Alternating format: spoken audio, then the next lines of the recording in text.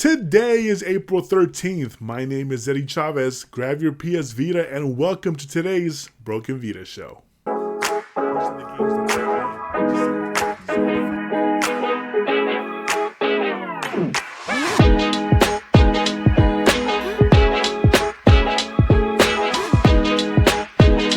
The inspiration for today's episode actually came from the initial price hike that happened for the PS5.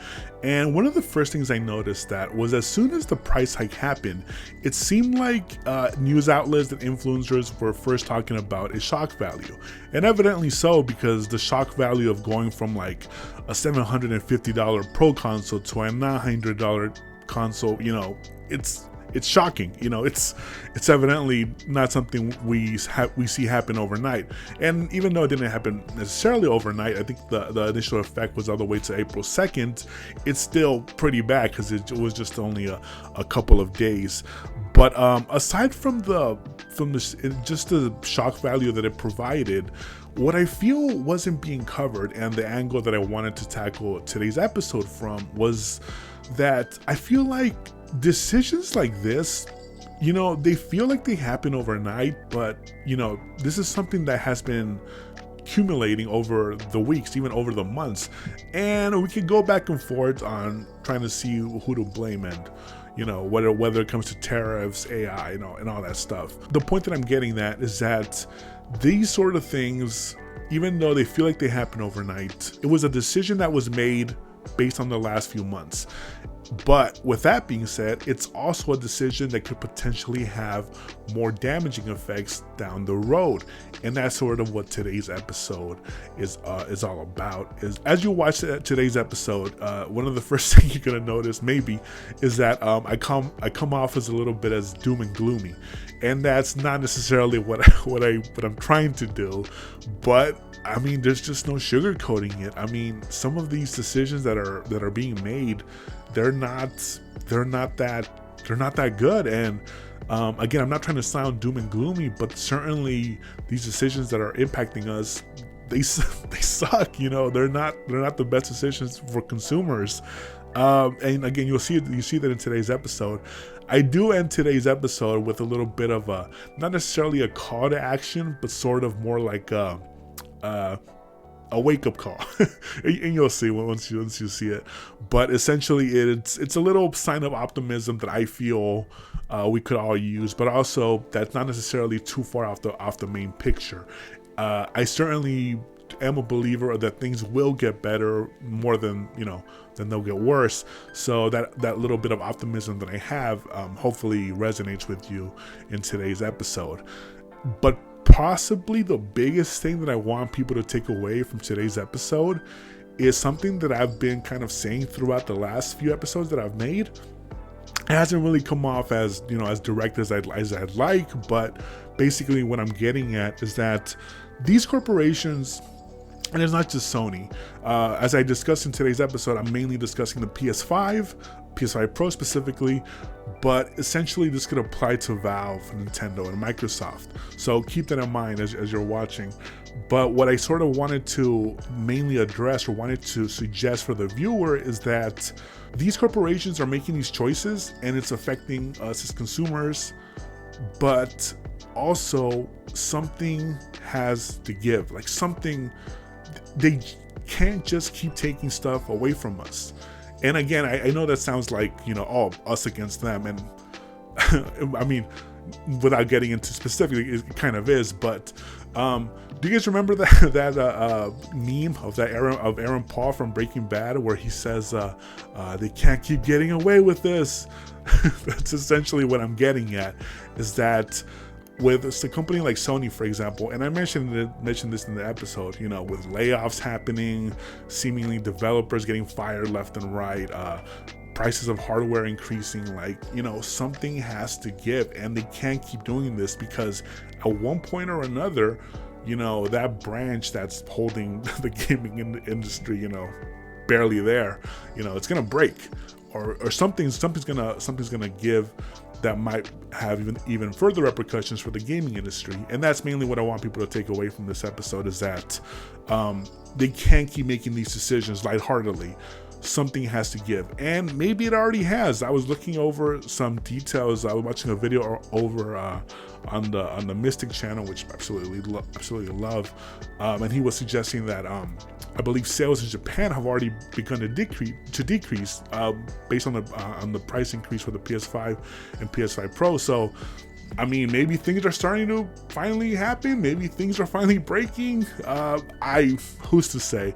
But yeah, man, these decisions that these companies are making should not be taken as lightheartedly, because they're affecting consumers. They're affecting the real lives of people. Again, not just consumers, but people working on games, and at some point something has to give, and that's what I want people to take away from today's episode. And of course, some optimism. Maybe this does serve as a wake-up call. But yeah, so that's what today's episode's about. I believe I'm going to call it the hidden consequences of the PS5 price hike. I hope you guys enjoy it. As always, let me know in the comments. Either like the video, and of course, please, if you haven't done so already, subscribe to the channel. It means the world to me if you guys do that. Subscribe, like, comment, the works. And as always, thank you guys for watching. I hope you guys enjoyed today's video, and I'll catch you guys next month. Well, folks, it finally happened. Once we found out about the Xbox price increase for its consoles, we all expected Sony and Nintendo to follow suit. And while it seems like Nintendo is still holding out, Sony has finally caved in. I was honestly not expecting this to happen so soon, but dang it, it happened. The base PS5, PS5 Slim, and PS5 Pro have all gone through a price increase, with the biggest price shock coming from Sony's premium console, the PS5 Pro, going from $750 to a massive $900. According to Sony, the price hike is due to the continued pressures in the global economic landscape. Their words. Now, the price hike on its own just plain sucks. The way things are right now, and I know I sound like a broken record at this point, but everything at this moment is just too darn expensive. The last thing we need as gamers is our favorite hobby increasing in price as well. But what troubles me most about this price hike, it's not necessarily its immediate impact, but rather what it may mean for gaming in the years to come. And yes, it's a small change in the grand scheme of things, but that's how things always start. This is why I think that this price hike might just be the beginning. The following are what I believe are the hidden consequences of a PS5 price hike. It's a short-term solution. It's no secret by now that the console market is not growing. Whereas PC gaming has seen a healthy dose of growth in the last few years, the same cannot be said about the console market. It seems like Xbox is already bowing out, Nintendo is balancing its portfolio with cinema, and Sony is still trying to get as much money as they can from the current player base. This is all, of course, the result of the console market staying stagnant. Thus, it's concerning that Sony is increasing the price of its current generation console.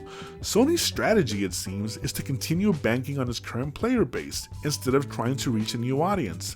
Sony is expecting to make more revenue with the price increase, but in doing so, it's further alienating this console market. The price hike, it seems, is sort of a band-aid that's being placed to generate immediate revenue. But as a result, it's failing to account the true root of the problem, and that is failing to grow the console space. Thus, it's a short-term solution for a problem that will still remain. Sony will make a few quick bucks, but it may cost them down the road. It becomes the new norm. The PS6 is on the way, we know that for sure. Xbox's new beefed up PC console hybrid is coming as well. Even Valve's Steam Machine is just over the horizon. Out of these three, I would say, the PS6 is the most console device of them all, since Xbox has already confirmed PC support and the Steam Machine is basically a mid-sized PC. Having said that, this is what's concerning about the price hike. This is the only time in my entire existence where a gaming console, rather than increase in price over time, has instead increased in price. Not only is this sickening to behold, but what's also worrisome is that there might never be another situation where prices ever come down again. Well, at least talking about consoles. Let's put this into perspective for a bit. The PS5 price hike happens, right? What will Sony do if they continue selling consoles at a steady rate? I think it's safe to say that if they continue selling consoles, even when they're clearly overpriced, what motivation would they have to create a price drop? If the PS5 continues to sell well, Well then, what happens to the price of the PS6? Are we as consumers being trained to justify a $1,000 console in the future? The price hike is concerning because it might become the new norm for consoles in the future, not only to make it a standard to charge more for consoles, but also possibly increase the prices over time. And if Sony is able to get away with this, why wouldn't Valve or Nintendo follow suit? It's just like that saying, when you give a mouse a cookie, where a little bit of generosity might eventually lead to exploitation. Well, in this case, instead of a cookie, just give Sony more money, I guess. A wake-up call. Now, I know I've been sounding like a nervous Nelly in this piece, but I also see a glimmer of hope in this whole situation. The biggest being that this can be a wake-up call for Sony. Remember when the PS3 came out with a ridiculous price tag of $600 back in the day? And Xbox absolutely mopped the floor with it within the next couple of years? Do you remember how PlayStation recovered from that situation?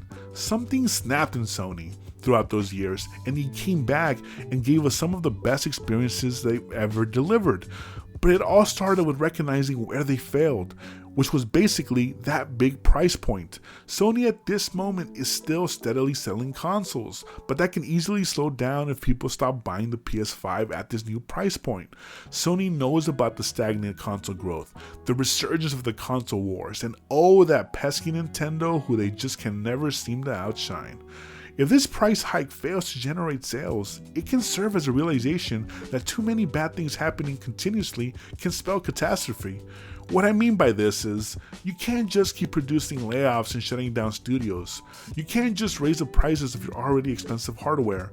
And you can't cancel majority of your live service games and expect everything to be fine. Something has to give, and this is what the price hike can provide. It can become a realization that Sony cannot keep generating these bad headlines without repercussions, because you can't take and take without giving something of value in return. The PS5 price hike happened seemingly overnight and had everybody talking, but there's always something more to a decision like this. Sometimes it's these small actions that end up becoming bigger problems down the line. My concern is that Sony is not addressing the root of the problem and instead is just offering a quick fix.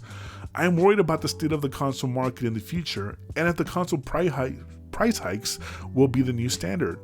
But I am also hopeful that Sony will wake the hell up and realize that they need to provide the consumer much more value than ever. The price hike just happened, but these hidden consequences may stick around.